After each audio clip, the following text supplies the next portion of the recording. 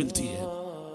حضرت عمر اسلام کیا لائے، سبحان اللہ، کہ مکے میں مسلمانوں کے لیے حالات بدل گئے۔ ابن مسعود رضی اللہ عنہ کا مشہور جملہ ہے، وہ کہا کرتے تھے ما زلنا اعزہ منذ اسلم عمر، جس دن سے حضرت عمر مسلمان ہوئے ہم مکے میں سر اٹھا کر جینے لگے۔ اس سے پہلے سر جھکا کے چلتے تھے، لیکن جس دن سے حضرت عمر مسلمان ہوئے ہم سر اٹھا کر چلنے لگے۔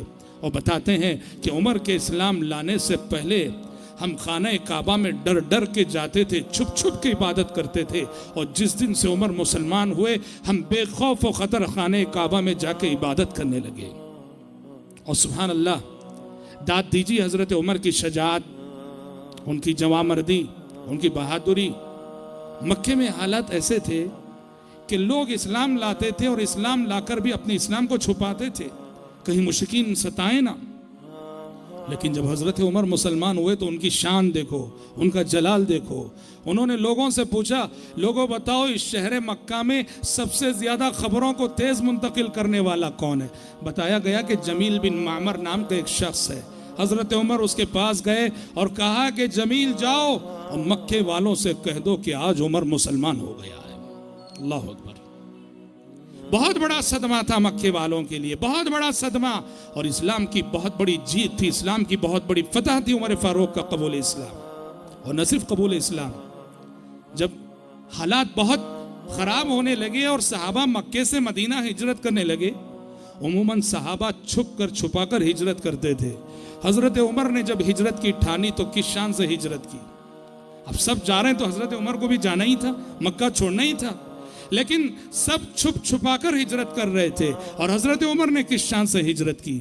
عمر بن خطاب رضی اللہ عنہ خانہ کعبہ میں گئے، انہوں نے اعلان کیا، لوگوں سنو، کل عمر ہجرت کر رہا ہے، کل عمر ہجرت کر رہا ہے۔ جس شخص کو یہ بات پسند ہو کہ اس کی ماں اسے گم کرے اور اس کی ماں اس پہ نوحہ کرے تو وہ راستے میں رکاوٹ بن کے دیکھ لے۔ اللہ اکبر۔ اعلان کر کے مکے سے نکلے مدینے کے سمت۔ کسی کو ہمت نہ ہوئی اور کسی کو جرت نہ ہوئی کہ عمر بن خطاب رضی اللہ عنہ کے راستے میں رکاوٹ بن سکے۔ حضرات، بڑی فضیلتوں والی شخصیت ہے، بڑی منقبتیں ہیں اور بڑی خصوصیتیں ہیں عمر بن خطاب رضی اللہ عنہ۔ اعزاز ہے، وہ کتنی بڑی بات ہے جو ترمذی کی حدیث میں پیارے نبی نے فرمایا کہ لو کان نبی بعدی لکان عمر۔ آپ نے فرمایا کہ نبوت و رسالت کا سلسلہ اللہ نے مجھ پہ ختم کر دیا ہے، اگر میرے بعد نبوت و رسالت کا سلسلہ جاری رہتا تو میرے بعد نبوت کا تاج عمر بن خطاب کے سر پہ رکھا جاتا۔ اور کتنی بڑی بات ہے جو ترمذی کی ایک اور روایت میں پیارے نبی نے فرمائی کہ ان اللہ تعالی جعل الحق علی لسان عمر وقلبہ، کہ اللہ تعالیٰ نے عمر کے دل اور عمر کی زبان پہ حق بات جاری کر دی ہے۔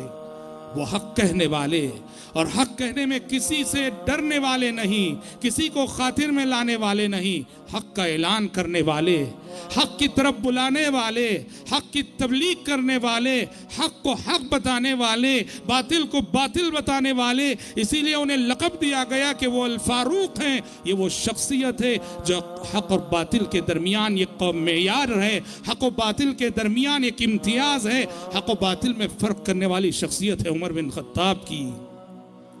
وہ کتنی بڑی بات آپ صلی اللہ علیہ وسلم نے فرمائی، کتنی بڑی بات آپ صلی اللہ علیہ وسلم نے فرمائی۔ انسان تو انسان، پیارے نبی نے فرمایا کہ عمر کی شخصیت کا رعب اور دبدبہ اور عمر کی شخصیت کا خوف عالم جن اور عالم شیاطین پہ بھی ہے۔ آپ نے فرمایا کہ عمر، بخاری اور مسلم کی حدیث ہے، جس راستے سے تم گزر جاتے ہو شیطان کو اس راستے سے گزرنے کی ہمت نہیں ہوتی ہے، شیطان اپنا راستہ بدل لیتا ہے۔ عمر بن خطاب کو آتے ہوئے دیکھ کر شیطان اپنا راستہ تبدیل کر دیتا ہے۔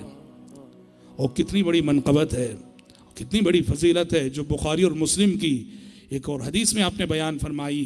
پیارے نبی نے فرمایا کہ ایک رات میں سویا ہوا تھا اور میں نے خواب دیکھا، اور ایک دوسری حدیث ہے وہ بھی صحیح حدیث ہے، آپ نے فرمایا کہ معراج کی رات یہ منظر میں نے دیکھا. اور دونوں حدیثیں اپنی جگہ صحیح ہیں، جس کا مطلب یہ ہوا کہ معراج کی رات بھی یہ منظر آپ نے دیکھا اور خواب میں بھی آپ صلی اللہ علیہ وسلم نے یہ منظر دیکھا. اور آپ کو معلوم ہے کہ نبی کا خواب وحی کی قسم ہے، وحی کی ایک شکل ہے. آپ نے فرمایا کہ میں سویا ہوا تھا، اللہ تعالیٰ نے نیند میں مجھے جنت کی سیر کرائی. اللہ تعالیٰ نے مجھے نیند میں جنت کی سیر کرائی اور میں نے دیکھا کہ جنت میں خوبصورت محل ہے، بڑا ہی خوبصورت محل.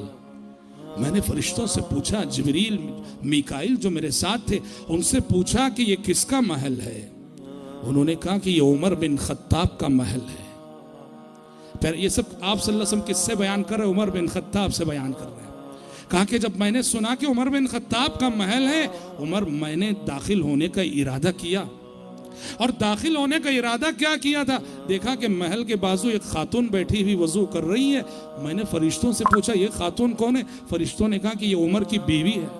کہا کہ عمر جیسے ہی میں نے سنا کہ وہ تمہاری بیوی ہے میں نے اندر جانے کا ارادہ ترک کر دیا، واپس آ گیا، اس لیے کہ مجھے تمہاری غیرت یاد آ گئی. اللہ اکبر، مجھے تمہاری غیرت یاد آ گئی. حضرت عمر فاروق رضی اللہ عنہ رو پڑے اور کہنے لگے اعلیک اغار یا رسول اللہ، اے اللہ کے نبی، میرا جذبہ غیرت بیوی کو لے کر دوسروں کے سلسلے میں جاگ سکتا ہے مگر آپ کے سلسلے میں بھی میرا جذبہ غیرت جاگے ایسا نہیں ہوگا. اللہ کے نبی آنکھوں سے آنسو بہہ پڑے. بہرحال بڑی فضیلتوں والی شخصیت ہے.